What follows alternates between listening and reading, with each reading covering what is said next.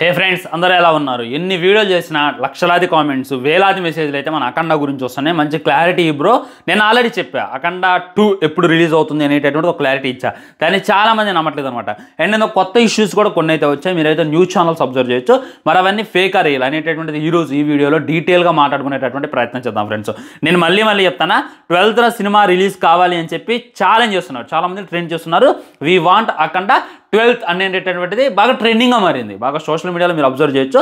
ఎక్స్లో అయితే టాప్ 1లో ఉంది. నిన్నటిదాకా టాప్ 1లో ఉంది. ఇప్పుడు ఒక టాప్ 10కి వచ్చిన అలా భయంకరంగా ట్రెండ్ చేస్తున్నారు.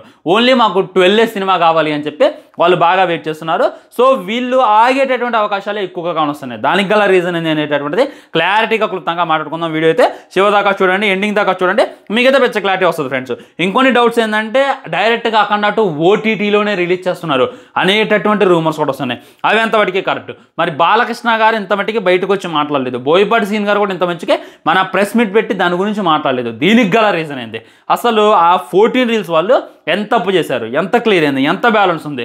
నిన్న కోర్టు నడిచిందే, ఇవాళ కోర్టు నడిచింది. ఐ మీన్ సండే కోర్టు నడవలేదు, మండే అయితే కోర్టు నడిచిందే. క్లియర్ అయిపోయిందా లేదా అనేటటువంటి డీటెయిల్గా మాట్లాడతా. అండ్ ఇంకోటి ఏంటంటే ఫ్రెండ్స్, ఆల్రెడీ ఒక వీడియో చేశా ఉస్తాద్ భగత్ సింగ్ నుండి ప్రోమో వస్తుంది. దానికి సంబంధించి పిక్చర్ క్లారిటీ ఒక వీడియో చేస్తా. ఐ బటన్ అయితే ఎన్ని స్క్రీన్లో వస్తుంది, క్లిక్ చేసి ఆ వీడియో చూసేటటువంటి ప్రయత్నం చేయండి. మొట్టమొదటి ఏంటంటే అఖండ 2 ఇష్యూ క్లియర్ అయిందా లేదా అని అంటే నడుస్తుంది అనేటటువంటిది మళ్ళీ నేనైతే వచ్చి చెప్తాను. మ్యాక్సిమం ఇవాళ క్లియర్ కాలేదు అని చెప్పి బయట కట్టబడుతున్నాం. మండే అయినప్పటికీ కొద్దిగా ఏదో వేరే వెనకడికి ఏదో జరిగిందంట, వేరే ఇష్యూ ఏదో జరిగిందంట. కోర్టు అయితే స్టే అయితే ఇవ్వలేదు, సినిమాని మీరు రిలీజ్ చేసుకోవచ్చు అనేటటువంటి అఫీషియల్ వాళ్ళకైతే చెప్పలేదు. రేపు కూడా నడుస్తుంది. రేపు నడిస్తే రేపు సాయంత్రం కల్లా క్లియర్ అయ్యేటటువంటి అవకాశాలు ఎక్కువగా కానొస్తుంది. అసలు ఎందుకు ఇంత పగడ్బందీగా, లైక్ వాళ్ళ దగ్గర డబ్బులు ఏం తక్కువ కాదు, చాలా ఉంటాయి డబ్బులు. అలాంటిది ఇంత ల్యాగ్ చేస్తున్నారు ఎందుకు? ఎప్పుడో రిలీజ్ చేయొచ్చు కదా. అసలు ఏ సినిమాకి లేనటువంటి కష్టాలు అఖండ 2కే ఎందుకున్నాయి అనేటటువంటిది క్లారిటీగా మాట్లాడాలంటే అవతలు ఉన్న దాన్ని బట్టి యువతలు ఉన్నటువంటి కేసు సాల్వా రిసాల్వా అనేటటువంటిది అర్థమైంది. అవతలు ఉన్నాడు ఎవడైనా నార్మల్ పర్సన్, అవతలు ఉన్నాడు ఓ పెద్ద ఇది కాదులే, ఆడంత ఇంపార్టెంట్ కాదులే అనేటటువంటిది అనిపించింది అనుకో, ఎంత ఇష్యూ ఉండదు. ఎంతో కొంత ఇస్తారు, వాడిని సెటిల్ చేసేస్తారు, పవర్ఫుల్ లాయర్స్ని పెడతారు, మొత్తం మాట్లాడుకొని ఈ పాటికి సినిమా అయితే రిలీజ్ చేయొచ్చు. కానీ అవతల ఉంది ఈరోజు ఇంటర్నేషనల్, అది ఇంటర్నేషనల్, ఆల్మోస్ట్ హాలీవుడ్ సినిమాల సైతం కొనేటటువంటి దమ్మున్న వాళ్ళు. బాలీవుడ్లో ఆ రోజుల్లోనే 100 కోట్లు 2000 కోట్లు పెట్టుబడి పెట్టి సినిమా తీసేటటువంటి ఇది ఉన్న వాళ్ళు. అలాంటి వాళ్ళు ఈరోజు ఇంటర్నేషనల్. మన సల్మాన్ ఖాన్ది, షారుఖ్ ఖాన్ది, మన హృతిక్ రోషన్ సినిమాలు ప్రొడ్యూసింగ్ చేసినటువంటి క్యాపబిలిటీ ఉన్నోళ్ళు. అవతలు ఉన్నోళ్ళు చాలా అంటే చాలా స్ట్రాంగెస్ట్. అంత స్ట్రాంగెస్ట్ మన ఇండియాలోనే బ్యానర్ ఏది లేదు. దాని తర్వాత గట్టి బ్యానర్ ఏదైనా ఉంది అంటే హుంబాలే. ఈ విషయం మనందరికీ తెలుసు. సో ఇక్కడ హుంబాలే ఈరోజు అనుకో, ఖచ్చితంగా హుంబాలే గెలిచింది. కానీ వీళ్ళు ఏం చేశారంటే ఈరోజు వాళ్ళు అది పెద్ద డేగ లాంటిది. మన 14 రీల్స్ చూసుకున్నట్టయితే ఇది చిన్న పిచ్చుక లాంటిది. ఆ డేగ ఎక్కడ, ఈ పిచ్చుక ఎక్కడ? ఈ రెండింటికి యుద్ధం జరుగుతుంది. అందుకే పిచ్చుకనే ఒక్క పీకు బీగితే పాపం అడ్రస్ లేకుండా పడిపోయింది అనేటటువంటిది క్లారిటీగా క్లుప్తంగా చెప్పొచ్చు. ఇప్పుడు 14 రీల్స్ వాళ్ళు 200 కోట్లు ఫస్ట్ టైం బడ్జెట్ పెట్టి సినిమా తీస్తున్నారు. కానీ ఈరోజు వాళ్ళు అప్పట్లోనే 500 కోట్లు 600 కోట్లు పెట్టుబడి పెట్టి 1000 కోట్లు రప్పించినటువంటి ఘనత వాళ్ళకి అప్పట్లోనే ఉంది. ఇది మనం గమనించాలి. హైయెస్ట్ వ్యూస్ కూడా యూట్యూబ్లో అప్పట్లో వాళ్ళే ఉండేది. కాకపోతే ఇప్పుడు టీ సిరీస్ అయితే కొద్దిగా ముందుకు వెళ్ళింది అనేటటువంటిది మళ్ళీ గమనించాలి. దీనివల్ల అవతలుంది పెద్ద డేగా, అవతలుంది కొద్దిగా పెద్ద తలకాయ కాబట్టి ఎంత ఇష్యూస్ నడుస్తున్నాయి. కానీ అవతలుంది నార్మల్ అయితే ఇంత ఇష్యూ నడవద్దు. ఎప్పుడో మాట్లాడి క్లోజ్ చేసి పడేసేవాళ్ళు అనమాట. వాళ్ళు ఏంటంటే తగ్గట్లా ఫస్ట్ వాళ్ళు ఇప్పుడు ఒక 50 కోట్లు ఇవ్వాల్సిన కాడ సరే 20 కోట్లు ఎత్తాం, మీరు వదిలేయండి, తర్వాత మిగిలిన మాట్లాడుకుందాం, ముందు సినిమా రిలీజ్ అవ్వనివ్వండి అనేటటువంటి ఒకటి ఉంటుంది. అలా మాట్లాడుకుంటే సరిపోద్ది. లేదా మన చంద్రబాబు నాయుడు గారు ఫోన్ చేసినా సరిపోద్ది, లేదా మన PM నరేంద్ర మోడీ గారు ఫోన్ చేసినా సరిపోద్ది. ఎందుకంటే నరేంద్ర మోడీ గారు, చంద్రబాబు నాయుడు గారు, ఈ పవన్ కళ్యాణ్ గారు వీళ్ళంతా ఒకటి కూడా ఒక్క ఫోన్ చేసిన అయిపోద్ది. కానీ వాళ్ళ ఫోన్ కాల్ కూడా మాటినేటట్టు కానట్లే. దీనికి గల రీజన్ ఏంటంటే వాళ్ళకి డబ్బులు లెక్క కాదు ఫ్రెండ్స్. మెయిన్లీ వాళ్ళకి డబ్బులు అసలు లెక్కే కాదు. వాళ్ళు 30 కోట్లకి 60 కోట్లకి ఎంతలా ఏడిపేయటం అసలే ఉండదు. వాళ్ళకి ఏంటంటే ఈ 14 రీల్స్ వాళ్ళు వీళ్ళ కొట్టినటువంటి దెబ్బ. సో చాలామంది నేను ఒక్కనే అయ్యి అంటున్నారు. అలాంటిది ఏం లేదు. ఈ 14 రీల్స్ ప్రొడ్యూసర్ ఎవడైతే ఉన్నాడో డైరెక్ట్గా ఈరోజు వాళ్ళ దగ్గర 30 కోట్ల నుండి 20 కోట్ల మధ్యలో అయితే అప్పు తీసుకున్నంట. అది తీసుకొని కూడా 10 సంవత్సరాలు అవుతుందంట. దానికి వడ్డీ గిడ్డీ కలుపుకొని 60 కోట్లే కూర్చుందంట. దానివల్ల సో వీళ్ళు ఏంటంటే ఎప్పటి నుండో అడుగుతున్నారంట, అరే నాయన వడ్డీ వద్దులేరా, అసలు ఇయరా పోనీ ఎప్పుడెత్తో చెప్పురా అని చెప్పి హీరోస్ వాళ్ళు 14 అడుగుతూనే ఉన్నారంట. కానీ వీళ్ళ మట్టికి దాటేస్తున్నారంట. అండ్ వీళ్ళు ఏం చేశారంటే సీక్రెట్గా మన ఈ అఖండ 2 రిలీజ్ చేసినట్టయితే ఓన్లీ తెలుగు స్టేట్స్లో ఇష్యూ అయ్యేది కాదు, కానీ వీళ్ళు ప్యాన్ ఇండియా లెవెల్లో సినిమా తీశారు.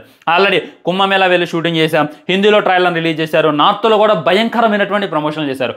ఇవంతా కూడా ఈరోజు తోడు చూసిండు వీడికి పొగరు బాగా ఎక్కువగా ఉంది, నా డబ్బులు తీసుకొని పైగా నన్నే బెదిరించి నా ఎగ్గొడదామని చూసిండు అని చెప్పి వెయిట్ చేశారు. సినిమా ఫ్రైడే రిలీజ్ అవుతుంది అని అనంగా ఎగ్జాక్ట్లీ అంతకి 2 రోజుల ముందే వీళ్ళైతే కోర్టులో ఇదించేశారు. వాళ్ళన్నీ కూడా అంటే దిగ్బంధనం చేశారు. అఖండ 2 మూవీదే ఎటు దారి లేకుండా మూసేశారు. సో ఇలా సినిమా ఆపాలి అనేటటువంటిది వాళ్ళ మెయిన్ థీమ్. ఈ అఖండ 2ని ఎలాగైనా సరే ఆపాలి. 14 రీల్స్ వాడు ఇప్పుడు చూసుకున్నట్లయితే వాడు అమ్ముకున్నాడు, 200 కోట్లు పెట్టి సినిమా తీసిండు. మనం యూఎస్ఏలో చూసుకున్నట్లయితే ఇంతకన్నా అమ్ముకున్నాడు, తెలుగు రాష్ట్రాల్లో చూసుకున్నట్లయితే ఎంతగా నమ్ముకోండు. అలా అమ్ముకున్న తర్వాత ఏమైందంటే డిస్ట్రిబ్యూటర్ సూకోరు. సినిమా ఇన్ టైంలో రిలీజ్ కాకపోతే ఏ డిస్ట్రిబ్యూటర్ కూడా ఖచ్చితంగా గొడవ చేస్తాడు.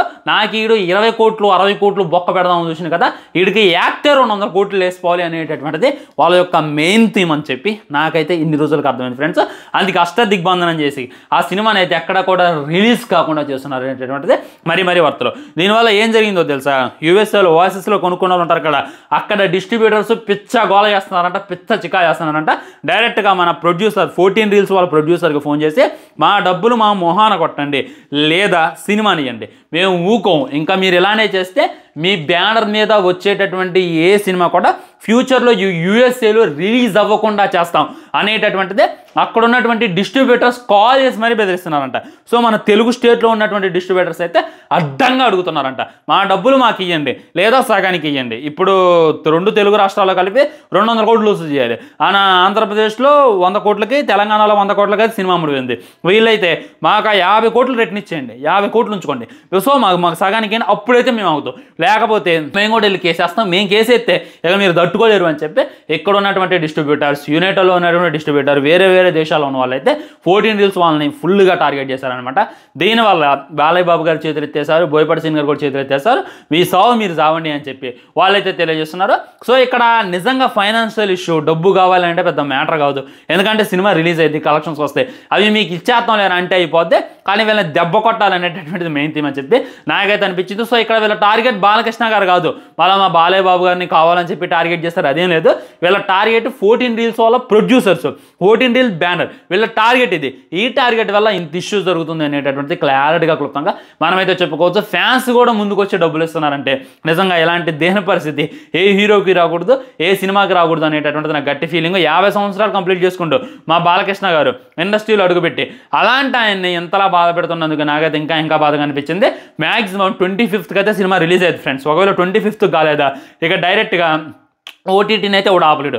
వాళ్ళ అప్పు ఎలా అయినా తీరవాలి అనేటటువంటి ఉద్దేశంతో ఇప్పుడు 14 రీల్స్ వాళ్ళు మేము మీకు డబ్బులు ఇస్తామని చెప్పి కూర్చొని మాట్లాడుకొని ఏమైనా బాండ్ రాపించుకుంటే సెట్ అయితే, లేదా ఓటీటీకి వచ్చేటటువంటి అవకాశాలు ఎక్కువగా కానొస్తున్నాయి అనేటటువంటిది 100% వస్తాం, దాంట్లో డౌటే లేదు. సో మ్యాక్సిమం ఇక పంపించడం అయితే ఆపేయండి అనమాట. నేనే చెప్పే కదా, ఈరోజు వాళ్ళ స్కానర్ కూడా పెట్టాను మీకు ఇన్స్టాగ్రామ్లో, ఇక పంపిమాకండి, వేస్ట్ పంపించే, ఎందుకంటే ఇది చాలా పెద్ద ఇష్యూ అయ్యేటట్టుంది, చాలా కథ అయ్యేటట్టుంది.